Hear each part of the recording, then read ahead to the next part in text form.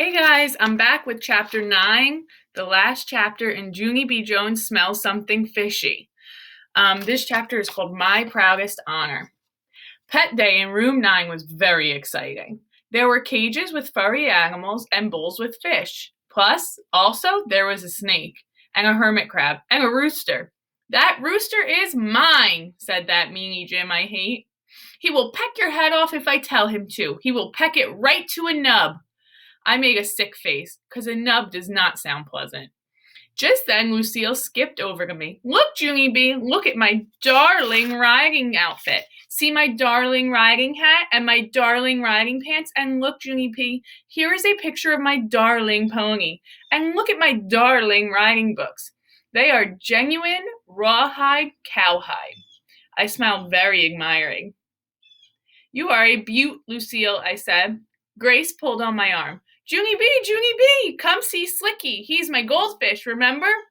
I brought him a brand new bowl. Come see it. Just then, my teacher clapped her hands together. Boys and girls, everybody needs to sit down right now. What an exciting day we're going to have in room 9 today. We hurried up and we sat. Mrs. pointed to the pet table in the back of the room. Who would like to go first, she asked. Who would like to introduce us to their pet? Me, I shouted, me! And then I sprang right out of my seat. But Mrs. said, sit down to me. And then she called on crybaby William, because that guy never springs, that's why. William went to the pet table. He pointed to his bullfrog named Wendell. I just got him on Saturday, said William, very shy. Mrs. smiled. Well, he certainly is a handsome bullfrog, she said. Would you like to take Wendell out of his tank for us, William? Would you like to show the children how to hold a bullfrog? Then William's face got whitish and sickish, and he started sweating a lot. That's how come Mrs. had to put a wet towel on his head, and she said he didn't have to hold Wendell. Charlotte went next. She showed us her bunny named Slippers. She carried him all around the room, and she let us pet his head. Slippers smelled like stinky feet. After Charlotte came Paulie Allen Puffer. He showed us his parrot named Pirate Pete.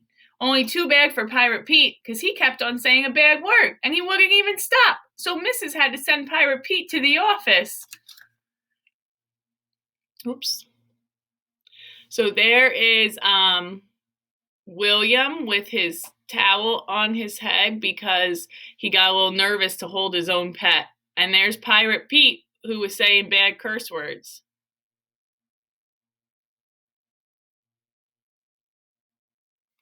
Pet Day sounds exciting.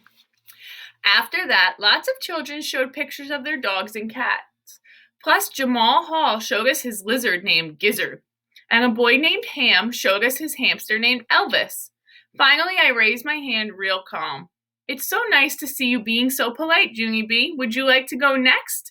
Mrs. asked. Did you bring a picture of your dog? I shook my head. No, I said, because I didn't want to bring a picture, remember? I wanted to bring a real, actual pet. Only too bad for me, because Mother said no raccoon. And then Grandma Helen Miller stole Sparkle. But I also lost my noodle, and then we couldn't find the orange juice, and so that's how come my grandpa moved the frozen vegetables. And boom, I saw a pet in there. So I put him in my backpack, and he's here now.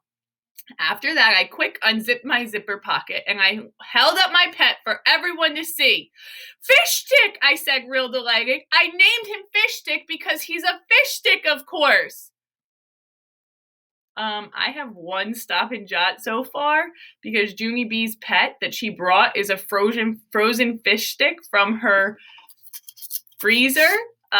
So I just have one stop and jot, LOL. I'm going to put that right there because I think that is hilarious. Room 9 stared and stared. Then all of a sudden, everyone laughed at once. You goony bird, yelled that meanie Jim. Fish sticks aren't pets. Fish sticks are dinner. I felt shrinking inside. But fish sticks have to be pets, right? Right, Mrs.? Right? I asked. 'Cause fish sticks are fish, aren't they? And fish are pets, right? Mrs. was hiding behind her hands. She peeked at me between her two fingers. So I felt it. Yes, sure. Of course, fish are pets, she said. I felt a teeny bit better.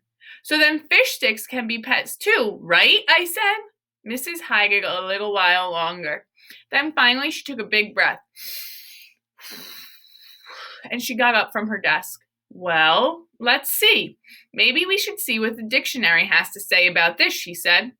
After that, she took out her dictionary and she looked up the word pet. She read us what it said. Pet, she said, any tamed animal that is kept as a companion. There's Mrs. hiding behind her hands in Junie B's fish stick.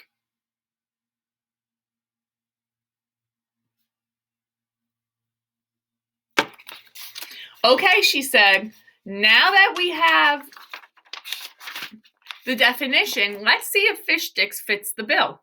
She looked at me. Junie B, is fish stick tame or is he wild?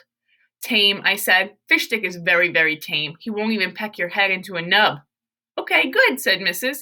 And would you say that fish stick is a good companion, Junie B? Can you take him lots of places and does he behave himself pretty well? Yes, I said. Fish stick can even go more places than my dog probably, because I can put fish stick right in my backpack and he doesn't even say a peep.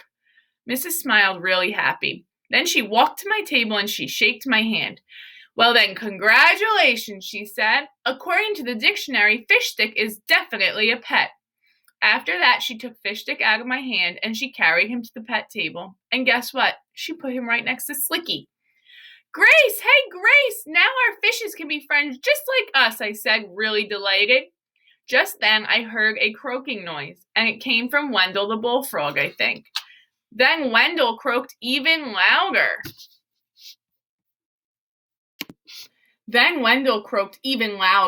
And that made Slicky the goldfish jump in his water. And that made the rooster cock-a-doodle-doo. And that made Slippers thump his loud foot. And then his cage door accidentally came open, and he hopped right off the table. Oh no, yelled room 9. Oh no, oh no. And then all of us chased Slippers all over the place, and he hopped until Mrs. caught him in a trash can. It was the excitingest adventure room 9 ever even had. And that's not even the bestest part of Pet Day, because at the end of the school, Mrs. gave out special ribbons to all the pets, and Rooster got screechiest, Pirate Pete got talkiest, and Slicky got bubbliest, and Slippers got most rascally rabbit, and Fish Stick got most well-behaved. I did a gasp at that wonderful thing. Then I shaked Mrs. hands. Thank you, Mrs., thank you. There's Junie with her most well-behaved award and her pet fish stick. Junie is so silly. Because this is the proudest honor I've ever imagined. Mrs. laughed. She said me and Fish Stick made her day. Then she gave me a hug, and that is called a perfect ending. Oops. The end. I have a stop and jot for the end of the book. At the end of the story, when you're reading, it's good to reflect and think about everything you read and how you're feeling. So my stop and jot says, wow, I love the ending in this book. Junie was so smart and so creative. So I'm going to put that right here at the end. There's also a note from the author in this book. Barbara Park is the author. She says, we never had a pet day at my school, but since writing this book, I tried to imagine what it would have been like. Not much fun for me, I don't think.